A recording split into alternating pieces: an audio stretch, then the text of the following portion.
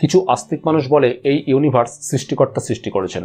নাস্তিক মানুষ বলে তোমার বক্তব্যের সাপেক্ষে প্রমাণ দাও। আস্তিক মানুষ বলে ধর্মগ্রন্থে বিজ্ঞান সম্পর্কে এমন অনেক কথা লেখা আছে যেগুলো বিজ্ঞান অনেক পরে প্রমাণ পেয়েছে। নাস্তিক বলে দার্শনিকরা এমন অনেক কথা বলে গেছেন যেগুলো পরে বৈজ্ঞানিক উপায়ে প্রমাণিত হয়েছে। আস্তিক মানুষ বলে অনেক মহাপুরুষ ছিলেন যারা সৃষ্টিকর্তাকে দর্শন করেছিলেন। নাস্তিক বলে তুমিও হ্যালুসিনেশনে সৃষ্টিকর্তাকে দেখতে পারো যদি তুমি সৃষ্টিকর্তার অস্তিত্বকে প্রবলভাবে বিশ্বাস করো এবং সারাক্ষণ সৃষ্টিকর্তাকে নিয়ে ভাবো। কিছু আস্তিক মানুষ বলে ধ্যান এবং সাধনার মাধ্যমে সৃষ্টিকর্তার অস্তিত্ব বোঝা যায়। নাস্তিক বলবে সম্পূর্ণ অজানা বাস্তবকে বুঝতে হলে অজানা জিনিসটার থেকে নতুন সিগন্যাল ব্রেনে ঢোকার প্রয়োজন।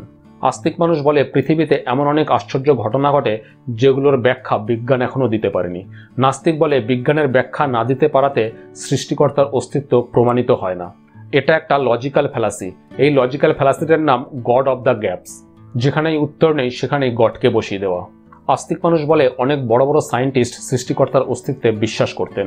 নাস্তিক হয়তো বলবে এটা একটা লজিক্যাল ফ্যালাসি। এই লজিক্যাল ফ্যালাসিটার নাম আর্গুমেন্ট ফ্রম অথরিটি। তাছাড়া অনেক বড় বড় সায়েন্টিস্ট ছিলেন যারা সৃষ্টিকর্তার অস্তিত্বে বিশ্বাস করতেন না। আস্তিক মানুষ বলে তাহলে প্রমাণ করো যে সৃষ্টিকর্তা নেই। নাস্তিক বলে যে দাবি করে প্রমাণ করার দায় তার। অনেক আস্তিক মানুষ বলে সৃষ্টিকর্তার অস্তিত্ব প্রমাণ করা যায় না, একটু ভাবলেই সৃষ্টিকর্তাকে উপলব্ধি করা যায়। নাস্তিক বলে তুমি কি উপলব্ধি করবে সেটা নির্ভর করে তোমার বিশ্বাসের উপর, আর তোমার বিশ্বাস নির্ভর করে তোমার ব্রেনে কি ধরনের ইনফরমেশন আছে তার উপর। আস্তিক মানুষ বলে সীমিত জ্ঞান নিয়ে মানুষের উচিত নয় এই বিশাল ইউনিভার্সের সৃষ্টিকর্তার অস্তিত্বকে অস্বীকার করা। মানুষের মস্তিষ্কের সীমাবদ্ধতা রয়েছে।